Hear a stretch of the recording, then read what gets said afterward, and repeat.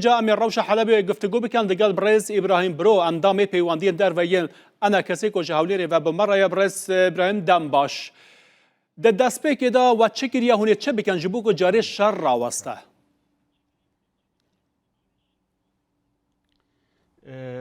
براستی یعنی اما وکی انجمن اجتماعی کردی ما داخویانی در قصد و ما دوز کریه لحر دو آلیان یعنی هم لحکومت و هم لقصده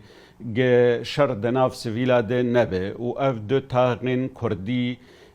گل حلبن يعني نتهني كرد لوي داري تهنينه كرد بده هزارة لتاغي دردورة ويهني يعني لسريان لهلوك لبستان باشا لحلب الجديدة لمساكن هنانو يعني كرد نتهني ده شيخ مقصود وأشرفية ده نجبر ولوجي يعني دفيزو ترين وقت شر راوسته وفقرن قفتو بيكرن لي مخابن يعني دمك ركفتنكي ج نيسان صالي تشويده يكي نيسان صالي تشويده دناف برا محافظة حلب وتاغن شيخ مقصود وأشرفي دي تشيبون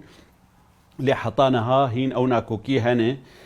تنيجي يعني أو حارتي كردي يجو برانيا خو كردن يعني هين دور پیشکری بون او داخوازه ما او بون گکاربن ویره کفتنا خو وگرن بردوام بکن و يعني تشتكي عسكري دناف سويلا دنامي نجبر سويل دبم قرباني وتايبه جي وقت شويدن ما تفادي بده حزاره خلق پنابر بون دويزه وستانا صار يعني قلكي دجوار ده خلكك يعني ودقر عفريني خلكك در تاغي دني حلب دناف كسي أهل خده ليه هجر أف بردوان بكي يعني ببشركي ناف كرد وعرب قالك مشكلة ببشركي لدجي كردا قالك مشكلة جبر ولوجي أم دزانن بصدي صالة كرد باجاري حلب ده باجاري الشام دمشق ده كيك إبراهيم بحثا يعني أبنا كوكي دناف ملد تنبو تا بحث وان بالاتیان کرکوج حلب راویان جوان تاخین کرده پرانیا وان چون ابو عفرینه انجمن و شخانی نراتی خال عفرینه هیا چه قاسی آگاداری روشا وان دوباره کوچ بربویانه یعنی روشا وان چوایا لکودرین لکودمینن به هزاران خلق بچه یعنی چواتین بجه کرن أنا وك أمتزانين يعني نونرتيان جمنا كردي لعفريني شويد تفي حطاني فيس بهيجي بيشوازي لخلكي جج حلب دچون عفرين هم خلكك لجي خوا لجم كس مروفين خو أهلي خو بجيد بن هن كس جي لوان خانية هاتبون آواكرن جبو وان خلكي دروي عفريني هاتبون عفريني وأنا فالا بونه يعني خلكي درباسي وي دريجي كن قالك فالاي الوي دريجي تشيبوي لي افتني تيري ناكي يعني برانيا خلكي دركتنه تاغي دني حلب او روشيوان هنكي زحمته ام وجي هنكي دشوبينن لي دستمال سروان تاغا قالكي تنيي امكانيا ام كاربن اليكاري جي بكن تنيي تني او چارسري او قشر زوترين وقت ده شيخ مقصود وأشرفي ده جي راوسته جبر تاغي در دور قلكي قراني وضغط لسر تشيبوي بتايبت هلوك بستان باشا سريان افدوري جار دني وان كردن امنا يعني ما ترسيامه هي او بردواميا في شري تأثيركي بكي لفان تاغي دني كردجي لهنو حطانها روجكي أستنجي جوان تاغار تشينبوي تاني دور پیچکرن لدور شيخ مقصود وأشرفي بو اف كيش تاغن دنين كو كرد لهنا حتى نهار روشوان آرام بويا كيجان تاغن لحلبه او حمو آرامن يعني بستان باشا يهلوك سريانه أفيه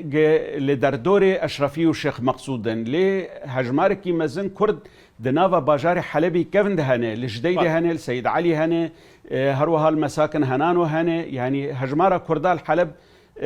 يعني امتكارم بيجن كومبونا كردا يكمين باجار دسوري دمشق دور حلب دور قامشلوية يعني هجماري كردا بصد حزارانه لبان باجاري سوريا يمزن آنها ارتش عربی سوری راگهاند یکو اوه ایریشین خواب و سربنگین هسته دست پی بکنو به برفرهی نرین آوا و که انجمن نشتیبانی چیه لسر و داخویانیا ارتش عربی سوری براستی یعنی نابه دور سیویل بین آرمانجکرن و یانجی دور سیویل ببن جه لشکری یعنی کیجان عالی دبه جبر ولوجی یعنی امتزانن به 100 کیلومتر يعني جبهات نافبرا هسدي وحكومتها سوري هيج بوتش تاني لفان دو تاغي كرديد حلبي دا يعني اف لاوازي واف تشتاعت شي دبي چما لدوري كيدن قل سر سينوري هفدوني والكيلكا هفدوني او شرچينابه او جچتي جبرگه كاري قد نافبرا هسدي وحكومتها سوري دبي كاركي نهينية ام نزانن يعني نه حكومت راستيه دبيجي نه هسدي دبيجي چد نافوان دي چه دبي يعني اوري كفتنا ده آزاري يا قد نافبرا هسدي و سروكي سوريا دي چه بوي او تشتك جي نهاتي يعني بجيانين جبر ولوجي يعني بيويستي حردو آليجي وهشكره بكن كان كوكيل سر چنه نا كوكيل سر نبيك هاتنا فيري كفتنا قد ده آزار سالة چوي چه بوي حطانا هاج بوچه او ري كفتن جيب جينا بوي آدن يا خراب